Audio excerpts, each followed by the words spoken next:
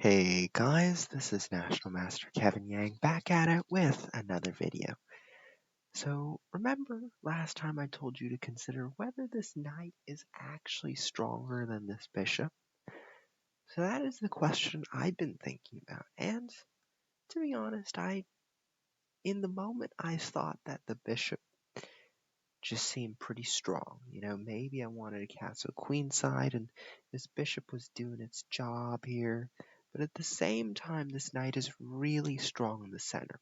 And so I kind of regret capturing on g4. But instead I should have played something like a4. Just kept my knight here. I don't know, maybe I could have played h3, but I felt like I should have done something different here. I played knight takes, I traded, and after h3, I castled queenside. So after castle queenside, what I did was I sent my knight on a journey.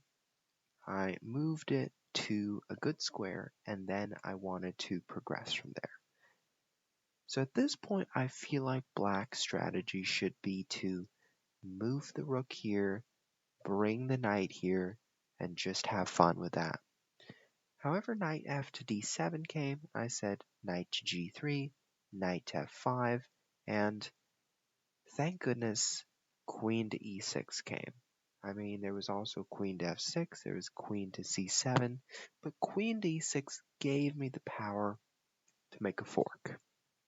And here, queen hung, knight took the rook, and I was crowned the winner. So, how did I win this game? Well, what can I say? I would say at this point I was playing not great, not for an advantage or anything. I was just playing just to see where I could go. So knight to e2, this was all good on my part, but I kind of felt like I outplayed our friend Annieg001, right? I had a plan in mind, and maybe h4, but our friend Annie G just, I don't know, it kind of felt like maybe there was some shuffling of the pieces, and it kind of felt like, there might be something to do here. So I would suggest coming up with a plan. Plans are important at times, and plans are always important if you want to try to beat your opponent. So, especially knight g7, queen to g6, man, that's a lot of pieces hanging. But another thing that might be worked on, well, just work on looking around the board, because around the board you'll want to recognize every threat that your opponent makes. That way you won't blunder as often. And blundering, although it's something that's probably not avoidable, it's something we can reduce, and we try to reduce it in the best way possible. So the best players are people who don't blunder as often, but also they have a plan to win. So combine those two things and you'll have a winner. So in our next game against our friend Annie G, this was a very complicated game. c4, e5. So this was an English defense. Bishop to c5, e3. After take, I played d4, and queen to e7 came. I'm not sure if I liked queen to e7 that much, because I just play knight g2, and after bishop to b4, I castle, and all of a sudden, the queen was previously guarding this, and now it's not. It's sort of on the wrong file, I would say, because the rook is coming out, and the rook is going to face these two people. So that's one. But after bishop to g4, I played f3. Now, another move I had was queen to a4. Why? Because after knight to c6, well, I could just do knight to f4, and I could put more pressure, but at the same time, I could release my the pressure that our friend Annie G001 put from the pin. So that was one alternative that I missed. I played f3 instead, and then after bishop takes c3 here, well, I could have played f takes, and I could have played knight f4 and g5. That was a missed opportunity, but instead I played b takes c3.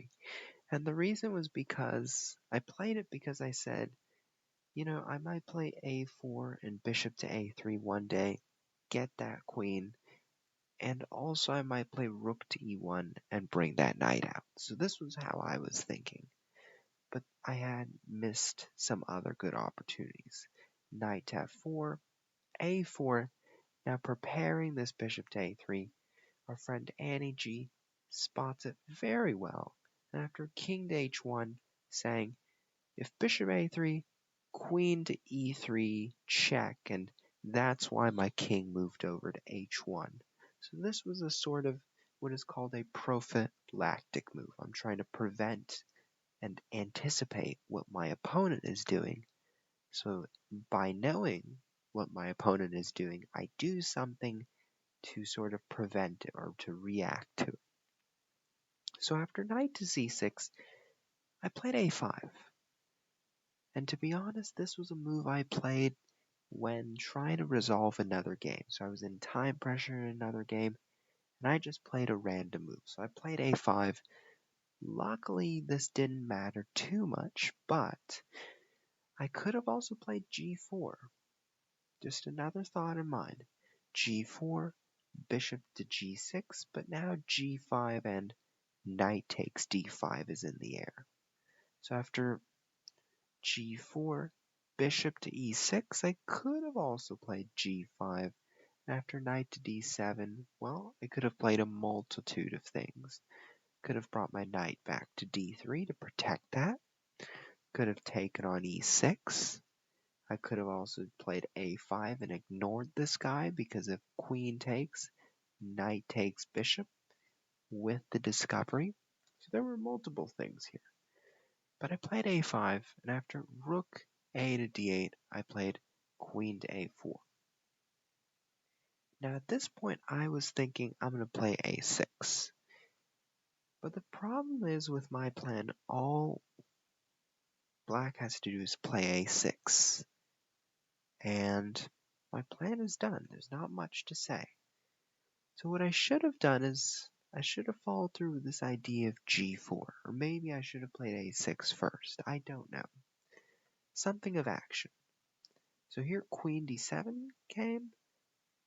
And I played queen to d1 because I realized, there's g5 and this knight cannot come back to d3 because bishop takes. So I bring my queen back to d1 to say, if you ever play g5, I'm going to bring it back and I have a defender now. So after h6, I played knight to d3, hoping to transfer it to c5, bishop to h3, knight to c5, queen to c8, and here I'm not playing great because I'm playing very passively, and to be honest, I did not have a plan here. I thought my position was horrible, and I was just doing what I could. King takes, bishop takes, king takes, and now g5. And to me, I kind of felt like this wasn't so great of a move. I mean, maybe I was going to play g5, but there was really no need to weaken black's position with g5 itself. So what I could have done here is I could have played h4, and after pawn takes, rook h1. That's something I could have done, but I decided not to because I had a feeling this rook to e2 and this doubling up on the e file would look really scary. So I played rook to f2 instead. Knight back to d7, brought my knight to d3, saying I might help out with f4 one day, but I also want to keep my knight. Knight to f6, and now h4, saying if takes, I'm going to bring my queen to h1, sort of help out in this. Knight to h7, take, queen to h1, queen to h5, and now f4. Knight to f8, and now I realize, that's a really good threat. Rook to h7, going for that mate. So I could have played rook to e1 here, but I played queen to h3 instead. So here, after queen to h3, rook to h7, queen to g3, rook to g7, saying, take, I'm going to take here next. So then f takes, pawn takes, and here I wasn't quite sure what to do. I was in time pressure. I probably could have played rook here, but I was a bit worried about rook to e4 and going for g4. So after knight to e5, take, queen to c6, king to g1, queen to c5, rook to e1. At this point, it was all time pressure. I didn't know what to do, and I said, if you want to trade, that's great. But I felt like the game decider was knight to f4 check, because after trading king to f3, now I have all eyes on this pawn. That's going to give me a good boost, but also with this e6 pawn, it's allowing me to get plenty of play. And here, en passant, bringing my king up, and after rook b5, I'm bringing my pawns up, and checkmate. So, what happened in this game? Well, where did I go wrong in this game? Well, first of all, I didn't exactly have a plan, right? So that was one of them. And it wasn't so great because my ideas of a4 and bishop a3, they didn't exactly come to life. So what I should have done here is I should have played rook to e1, kept control of this file. I should have at one point played g4, g5, but I didn't, and some of those things I just missed. The rest of the game, g5 from Black's perspective was maybe too big of a concession to make. But in terms of the rest of the game, based on that, I was able to create some weaknesses. But at the same time, I did get held back by Annieg001's really good defense, and I didn't do a great job of taking advantage of that defense. But I have to say, time pressure really helped me out here, because otherwise it probably would have been a draw.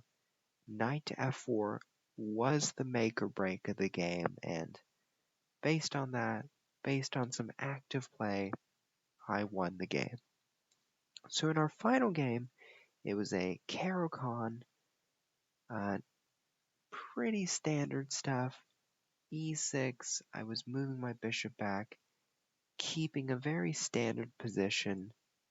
Knight to e5, bringing the knight out, knight to d5, and I was activating my pawn push, bishop d3. Now all of a sudden after bishop to d3, I can take, queen takes and knight to b4, saying I have this d4 pawn open, a2 is alive, and here c takes, rook to c8.